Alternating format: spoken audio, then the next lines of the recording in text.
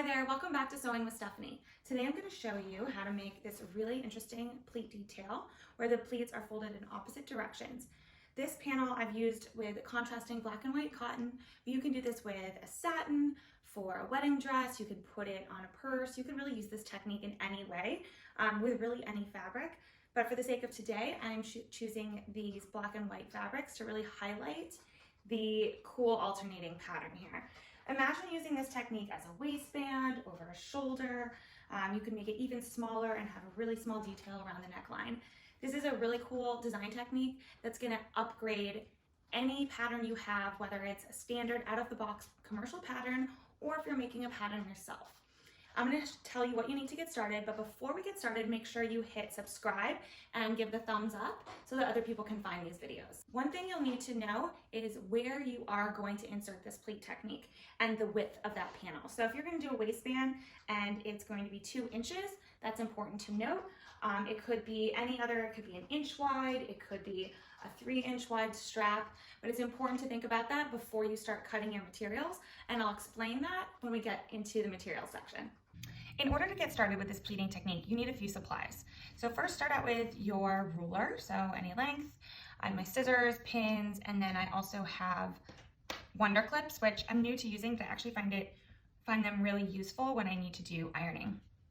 And then I've picked 2 contrasting fabrics. Now I've cut my squares into 4 inches, and really it's just for the sake of this project and this demonstration. I'm assuming 4 inches wide with a 1/2 inch seam allowance on each side. So that would mean that my panel would end up being 3 inches wide. So if it was a waistband, it would be 3 inches wide because I'm going to take a 1/2 inch off the top and the bottom to insert into, the bodice or the skirt. So important to think about the seam allowance first.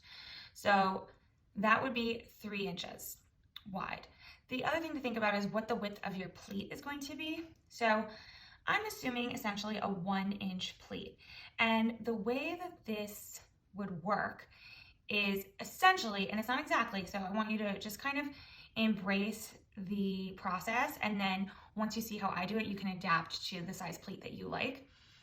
You're essentially going to be making a U with your pleat. So one part's gonna go fold in this way, and then one part's gonna fold in that way. Now this piece obviously has to have seam allowance as well on the side to connect to the other contrasting pieces. So if you were to contrast black, white, black, you're gonna lose a 1/2 inch seam allowance, of course.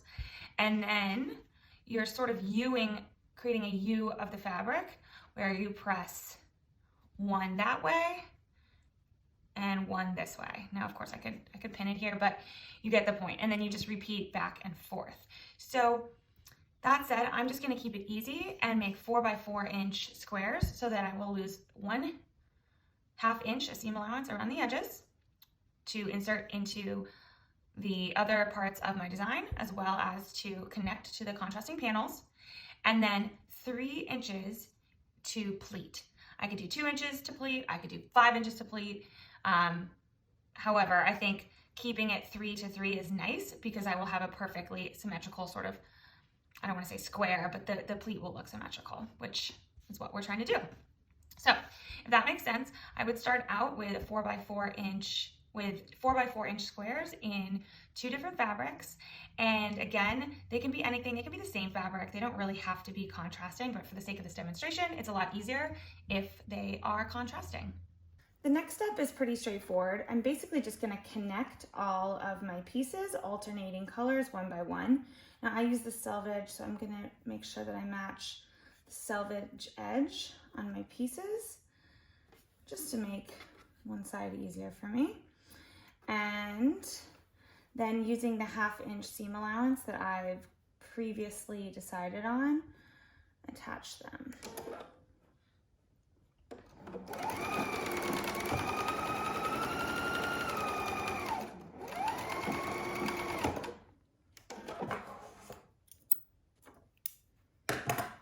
There's one, let's do the next one. Again, I'm putting the selvage on the bottom, and then it'll go pretty fast.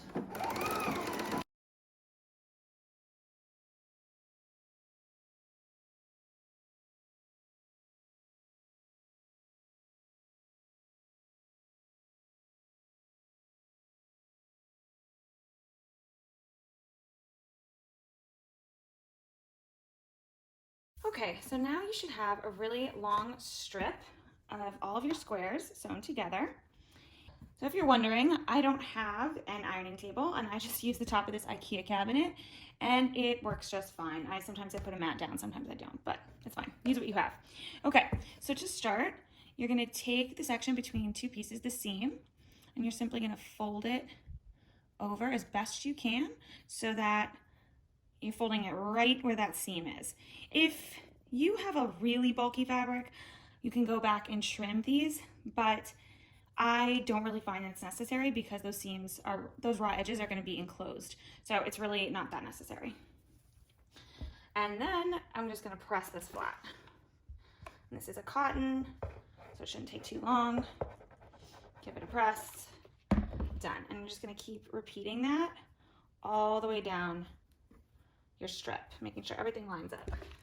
Pretty simple.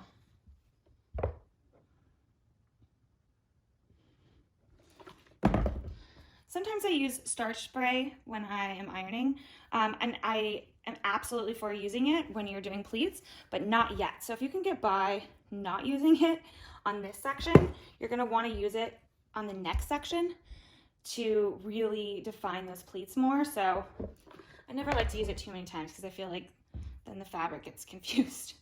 I don't know if that's true. Just my thought.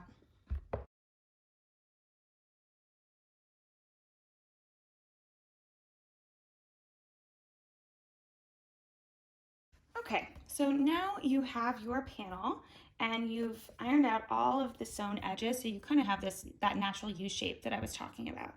So the next step is actually kind of just playing and manipulating the fabric in order to create the pleats. And I want to show you a few variations. So if you wanted, you could take the pleat and twist it so that they were all in the same direction. This is a more traditional pleating technique where they're all going in the same direction and you have a twist. And just to show you kind of what that looks like, I would fold all of my edges at the bottom, and I can use these Wonder Clips. I would fold them all one direction and then fold the top ones, oops, all the other direction. And then you'd iron them, but then when you would sew them down, in which case you would have that really cool kind of flipped effect. So we're gonna do something a little different than that, but that just gives you another idea. So what we're gonna do is have the two shapes, the two parts of our U overlap. Now, they're not just meeting at the top, they're actually going to overlap because we have a 1/2 inch seam allowance, remember, at the top and the bottom to insert into, you know, a bodice or sleeve or whatever. This could be a cuff. So because we have that 1/2 inch seam allowance, we wanna make sure that we're overlapping by enough just at that 1/2 inch mark so that the pleat opening will open right below the seam allowance, if that makes sense. So I think fold it in, have them overlap just a tiny bit. And then this is when Wonder Clips are kind of fun.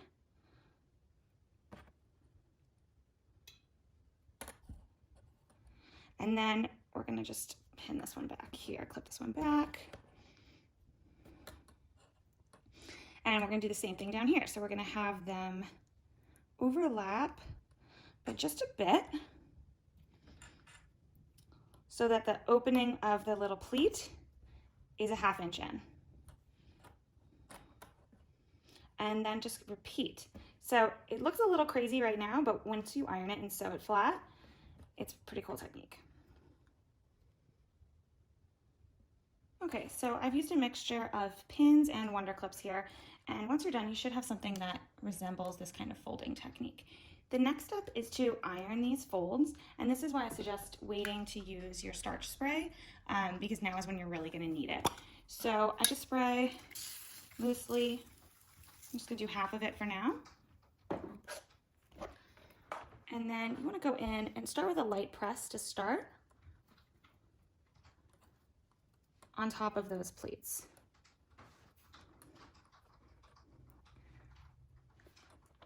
You really wanna secure that fold down so that when you sew the edges, the fold stays in place. You can always go back and flip these pleats later if you don't love the way that they're folding. This is just to help us sew the edges. And you can see what a cool technique this is becoming. So remember again that we did 3 inches from seam to seam, and so we have a fairly wide pleat. If you were to do 2 inches, that pleat and that twist would be smaller and much tighter, and that's okay too. It would just be a much tighter sort of triangle shape, and that could be a really interesting detail as well. So just keep that in mind when you're creating those initial cuts, and I always suggest cutting out a few squares or rectangles or whatever to start, and then sew them together and do your practice run, and then kind of extrapolate how many squares, rectangles, whatever you're gonna need from there. So now let's go back to the machine and sew up the 2 edges. Okay, now we're just gonna run 2 straight seams along the edges of our strip, and we're gonna run them at 1/2 inches. And you don't have to do this step if you're just gonna insert it straight into another fabric seam, but I highly suggest it, just almost as if it's a basting stitch, and you can do a basting stitch with a wider stitch, but for the sake of today, I'm going to do a regular 3/0 stitch.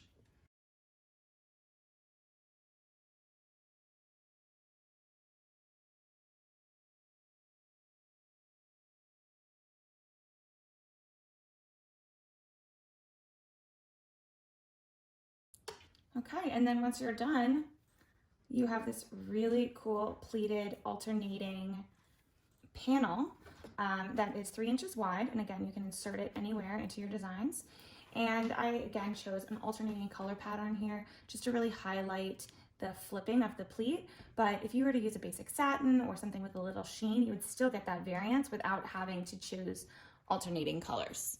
And that's it, a few simple steps in order to make a really interesting pleat detail to upgrade any of the garments that you're designing. Whether it's a commercial pattern or your own designs, you can use this detail on a large or a small scale in order to really step up that kind of handmade and craft element for your designs. Thank you so much for following Sewing with Stephanie today. Please make sure you hit subscribe below, click thumbs up to like this video.